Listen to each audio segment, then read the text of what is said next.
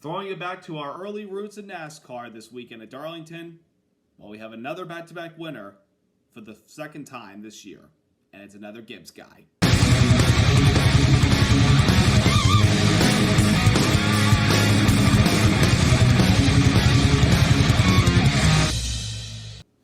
Hey there, race fans. It's Race Day Top 5 with me, Frank 5.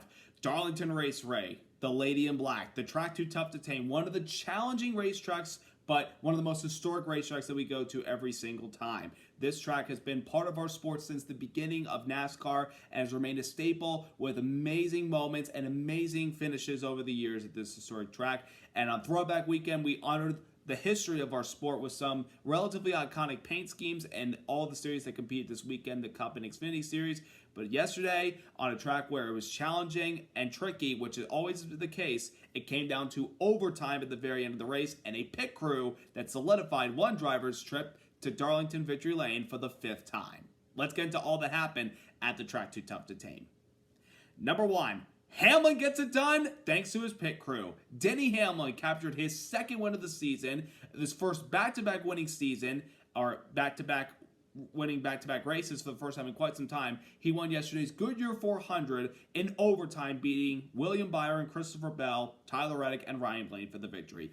Denny Hamlin this weekend was paying homage to Carl Edwards' 2007 Office Depot paint scheme, and I gotta say, this was one of the best schemes of the weekend. They nailed it with the paint and the look of the car. It was just absolutely iconic to see that look. And pretty iconic, especially after Carl Edwards waved the green flag to start this race yesterday. But yesterday, Denny Hamlin, you expect him to run up front and contend all day long. At the beginning of the race, he was up front inside the top 5 where he started. But then we got into the end of stage number 1 and the early part of stage 2. They were struggling quite a bit. They didn't have the track position. I don't think they were really pleased with their race car at the time. And it felt like that they just couldn't seem to go anywhere. But fortunately, luck went their way when in the middle of stage number 2, during a sequence of green flag pit stops, Hamlin had not yet pitted along with a couple of other guys, and a caution came out for Brad Keselowski losing a wheel or lug stud, and that generated a caution, and the guys that did not yet pit were able to come down pit road, put their tires on, but some of them were able to gain some track position for guys that were in the middle of the pack and hadn't decided yet to pit. Hamlin got some track position and got himself back inside the top 10, and by the time we got to stage number 3, he got inside the top 5 and kind of hung there for a lot of the race. And it looked like he was going to be on his way to finishing 3rd until, with 4 laps to go, Kyle Larson spun around for the second time yesterday and hit the inside wall, bringing out a yellow, and brought everybody onto pit road for their final pit stop, because for a 2-lap dash to the finish, you're going to want fresh tires at this racetrack. And Denny Hamlin's pit crew got the job done. They gave him a fast pit stop and allowed him to get off pit road ahead of everybody else. Again, as I mentioned, Denny Hamlin was probably going to finish 3rd yesterday had that caution not come out. But because the caution came out, it gave the pit crew an opportunity to get him the best spot possible leaving pit road. And that was getting out first. And he had a hell of a restart that was able to launch ahead of the competition and drive away while everybody else behind him was running 3 wide for 2nd place. At the end of the day, Denny Hamlin gets the victory and gets his 5th win at Darlington Raceway. Of course, he first won here back in 2010, and he's had quite a long one. He's won some Southern 500s. And yesterday, honoring Carl Edwards, seeing him win that 11 car was pretty incredible. I thought he would possibly maybe tribute Carl Edwards by also doing a backflip, but I don't really think Denny Hamlin is that athletic to do it like Carl Edwards is. But nonetheless, you got to tip your cap to Denny Hamlin. Even if you don't like him, the 11 team, they gave their driver the opportunity. And Hamlin credited it in his post-race interview. He said, "My pit crew helped me win this race, and I can't thank them enough." Remember, it's a team sport. You think that the driver out there on the track, giving it his best, it's all because of him? No. There are a few other people that play a factor into making it happen. The spotter guiding him around the track, the crew chief letting him know what adjustments need to be made with talking on the radio and everything, and letting them know what they're going to do. And the pit crew has to be rock solid on pit road. No mistakes, executing it perfectly, and that's what helps a team win a race. And that happened yesterday. The 11 team gave Denny Hamlin the best pit stop he could have asked for all race long, got him on pit road first, and put himself in position to win that race yesterday. And that's what happened. So now Denny Hamlin's got 2 wins. Back-to-back weeks, he's won back-to-back races. He won last weekend in Martinsville, and he won yesterday at Darlington. He wasn't the dominant car yesterday, but he won the race when it counted. And that's why the 11 team got the victory yesterday, and they're going to be searching for more and more wins down the road. So congratulations to Denny Hamlin and the 11 team on that impressive pit stop that got him the win yesterday. Number 2, Byron dominates, but slips late. William Byron yesterday, folks, had the best car. But sometimes in racing, the fastest car doesn't always win the race. And unfortunately, that was the case for the 24 yesterday. Qualifying on the pole and throwing it back to Jeff Gordon's final NASCAR Cup Series start and the number 24 car in 2015, that silver number 24 yesterday was rock solid. How rock solid? They won the first 2 stages, yes, but up until that green flag pit stop sequence in the final stage, William Byron had led every single lap up until that point in that final stage pit stop sequence. He led 243 laps consecutively, which is very difficult to do at a track like Darlington, where you see tire fall off, and you have to manage your tires, and you run into slower cars that might slow down your lap times, even on an abrasive surface if you're a couple laps into a run. And that did happen a couple times yesterday to William Byron, but still he had some circumstances happen around the track that allowed him to still hold on to the lead. Like that green flag pit stop sequence in stage number 2. When people were pitting, Brad Keselowski lost the lug stud. It brought out the caution. Byron had not yet pitted yet. And he had the number 1 pit stall on pit road after winning the pole, and that's one of the benefits that kept him up at the front a lot of the race yesterday. But during that final green flag pit stop sequence, he pitted a little bit later than some other guys, and it put him behind, because it put him behind Christopher Bell, who got ahead of him, and Tyler Reddick, who short pitted. Byron could not make up any time at all. But when that last caution came out, it gave him and his pit crew another opportunity to try to get up there and have a chance at the win. They got off pit road in second place. I thought that they were going to have a really good shot in that restart, but unfortunately, they couldn't get past whoever was on the inside of them. It may have been the 20 car Christopher Bell, it may have been Tyler Reddick. Regardless, William Byron could not seal the deal yesterday, even though he came home with a second place result. You cannot deny the speed that they had in that car, and that car should have probably won this race. But once again, as I mentioned, the fastest car doesn't always win the race, especially if it comes to Darlington standards. Yesterday, the 24, they were very fast all day long, leading all those laps, winning both stages, accumulating all those points. But at the end of the day, it just didn't fall the way. But nonetheless, a second place finish and that dominant of a car shows that they're still a force to be reckoned with.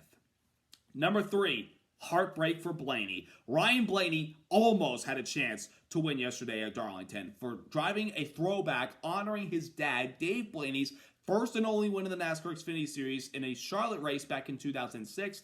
Ryan Blaney's car was hooked up on the long runs yesterday. We talked about how strong William Byron's car was, but when we got into some long runs, folks, that 12 car could go wherever he wanted and pass guys like crazy. The 12 car had speed yesterday. What was holding them back, though? Oh, I don't know. Something that Denny Hamlin's team executed yesterday that Blaney's team couldn't. Pit road. They had problems. During one of the pit stops during stage number 2, the one that happened during the caution, during the green flag pit stop sequence, Ryan Blaney's team couldn't get the jack underneath the left side of the car and had to give it a couple more jacks until they finally got it out, but they lost track position at the time. Thankfully, we had some long run speed that allowed Blaney to get back some of those spots. But what if that never happened? I mean, the last couple of weeks, folks, pit road has been a problem, not just for Blaney, but for Team Penske in general, because we've seen Joey Logano at times have some very good cars, but they haven't had some luck on pit road, and it's probably cost them some races. And that's the case yesterday, once again, for the 12 team of Ryan Blaney. I mean, they had a car capable of competing with the 24 car of William Byron if we had long green flag runs, and they didn't get stuck deep in the pack because of slow pit stops, because they couldn't get the jack up. And that last pit stop of the race, so leading up to that, first of all, when we had that long green flag sequence in the final stage, Blaney pitted a little bit later than everybody else, but he was knocking off some incredible lap times with the fresher rubber that he had compared to everybody else after those pit stops were completed under green. He got himself inside the top 5 with about 20 laps to go. Then he got to second place with 15 laps to go, and I felt like it was going to be a little bit difficult for him to chase down the 45 of Tyler Reddick. Well, that was not the case. The 12 car just kept clicking it off left and right, lap time after lap time, he was gaining, and with 5 to go, he was on the back bumper of the 45 of Tyler Reddick. Then with 4 to go, he took the lead from the 45 in turn 2, and it looked like he was going to drive away, winning his first race of the season finally, until behind him, as mentioned, the 5 car of Kyle Larson, who came back on the track after having a wreck earlier in the day on lap number 5 in the same spot. He was checking up to avoid the 45 of Tyler Reddick, who had a brief graze of the wall, and Larson got hit from behind by the Bubba Wallace car. Larson went to the outside wall and brought the caution, and that's not what Ryan Blaney wanted, because long runs were his best friends yesterday, and it came down to having to make a pit stop, and his pit crew, once again, dropped the ball and didn't give him a good stop, because he went from first to fourth in that pit stop, and it pretty much took him out of contention to try to win. Even though he tried everything he could on that last restart, it wasn't meant to be, and short runs were not his best friend yesterday. So another missed opportunity for the 12 team. Mark my words, folks, this team is going to get a win, but they've got to put it together. When you see the long run speed that they have, that shows you that they are capable of winning. But what's holding them back? Some of these mistakes on pit road. You have to clean them up. You can't make a single mistake. I've said this multiple times. I've said it about Joe Gibbs in the past. I've said it sometimes about Hendrick, and of course 2311 Racing. You cannot make a mistake on pit road. You cannot have the jack take too long to get into the car and jack it up the left side or right side, whatever. You can't leave a lug nut hanging. You cannot be pitting outside your pit box. You can't have any of that stuff. And unfortunately, some of those circumstances killed Ryan Blaney's opportunity to win yesterday. A strong car, but pit road was what was Blaney's Achilles heel in preventing him from winning. Number 4, almost for Tyler Reddick. Almost a victory yesterday. Tyler Reddick, running the McDonald's car yesterday, had an opportunity late in the race to try to win. Most of the race early on, Reddick was kind of hovering around the 6th to 9th place spot, kind of being quiet, but still having some pretty good speed in that 45 car. Middle part of stage number 2, he started to really show up and get in the top 5. And in the final stage, he was kind of hovering second fiddle, maybe even third place to the 24 car of William Byron. Then that final green flag pit stop sequence, he short pitted by pitting earlier than almost everybody else. And that allowed him to gain a lot of track time and vault over the leaders when they eventually pitted later in the sequence. Reddick found himself out front and pretty much looked like he was going to be on cruise control to victory lane and winning at a track that he's had some speed in the past, has definitely shown he could be a force to be reckoned with. And it also helps when you have the boss man, MJ, there at the track watching you and just pulling you on. Well, yesterday, of course, the closing laps, the 45 car, I could tell that the tires were starting to really kick in, and with that 12 car coming from behind on the fresher rubber, it was going to be a difficult challenge for Tyler Reddick to try to hold him off, and he was trying his best not to hit the wall through 3 and 4, even though sometimes turns 1 2 is a tricky spot. Yes, it is. So is turn 3 and 4. That's why they get Darlington stripes here, and Reddick a couple times was trying his best to keep it off the wall, but the 12 car eventually got the run and got by him through 1 and 2 with 4 to go, and Reddick had to get out of the throttle to the point where he actually kissed the wall, and of course allowed the checkup from behind by Kyle Larson react, and he got hit from Bubba, and pretty much Reddick said the car's killed. Well, it wasn't really that killed. They were able to still come off pit road in the top 5 and finish 4th. That's nothing to sneeze about. And could they possibly have won the race if they didn't get so close to the wall, or maybe did a little bit different with their pit sequence and waiting a couple more laps to have some fresh rubber to counter Ryan Blaney yesterday? Yeah, but you don't know what you're going to get from what you're racing at this track at Darlington. Remember, this motto is race the racetrack before you race the competitors. And at the very end of the race, Reddick was trying to race the racetrack, but it ended up getting him. But nonetheless, still a great performance by the 45 team in Reddick. And number 5, Darlington Racing. Well, yesterday's racing at Darlington was pretty average. The thing is about Darlington, it's a fun track to watch these guys slip and slide and watch them trying to keep it off the wall and manage their tires. But I've noticed the last couple of races, and I think we're starting to see a factor here at Darlington, that clean air matters the most at this track, or having top 5, 6, 7, 8 track position to keep you up front all day long. Because, as I mentioned earlier in the video, when Denny Hamlin got pinned back deep in the field, as well as his teammate Christopher Bell, who was out to lunch at the start of this race, they couldn't go anywhere when they were deep in the pack. And of course, blistering the right rear tire and losing time really hurts you when you're doing that. You kill your right side tires at this track if you try to abuse them a little too early on the run. You pay the price later in the long run. and you got stuck in the middle of the pack 15th to 20th. You couldn't really go anywhere unless if somebody ahead of you had used up their tires and fell backwards. Track position was a big factor today. That's why the 24 car was able to stay up front all race long and keep himself in contention and seem like he had the car to beat. It took that caution in the middle of stage 2 green flag pit stops to give Denny Hamlin and those guys an opportunity to get that track position and stay there for the rest of this race. And they were able to hold on to that. And that's a testament to what happens when you run this car at Darlington. The first couple years at this track, these guys were still trying to figure out this car and how it runs on Darlington. But over time, I think the teams have kind of gotten a grip on how to set up these cars for these tracks, the 1.5 miles, the intermediates, and the shorter tracks, including Darlington. And you saw yesterday, once again, track position mattered. You have track position up at the front of the field, you could stay there. You're deep in the pack, you can't go anywhere. You can't pass guys unless if those other guys in front of you use up their tires early and they suffer a fall off late in the run. But a caution can turn your fortunes around and allow you to gain some track position if it falls your way. And that happened to guys yesterday, and it certainly went in the 11's favor to give him a chance to get up there and have a shot at the win. And of course, his pit crew was the determining factor. But once again, Darlington's a fun track. It's always enjoyable, but I think that track position, the dirty air yesterday for these guys, it played a factor in not really letting a lot of them get up front and show what they had in challenging the number 24 car, or the 11, or the 12, or the 45.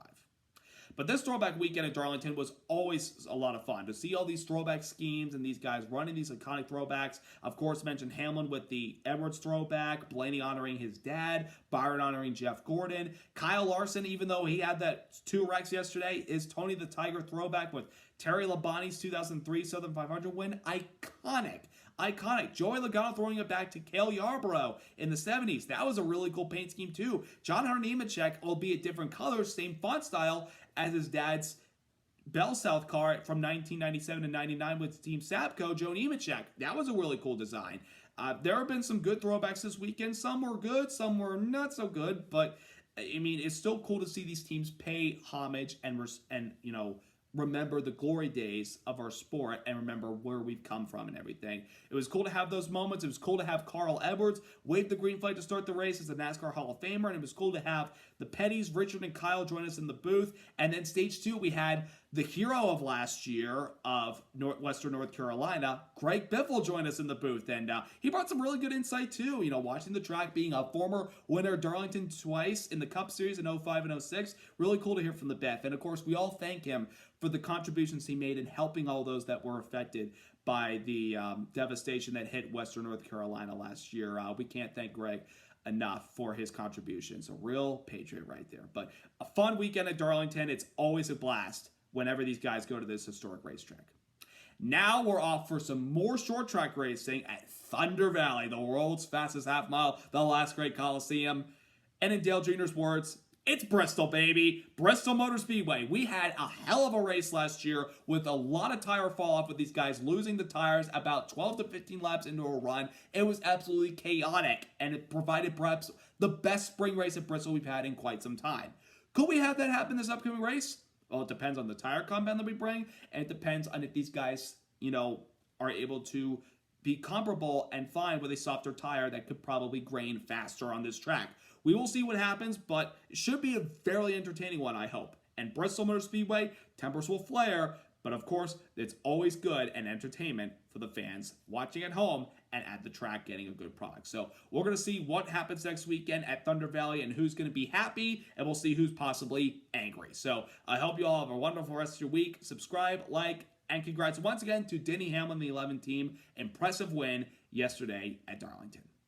Have a great week, everybody. Let's go racing!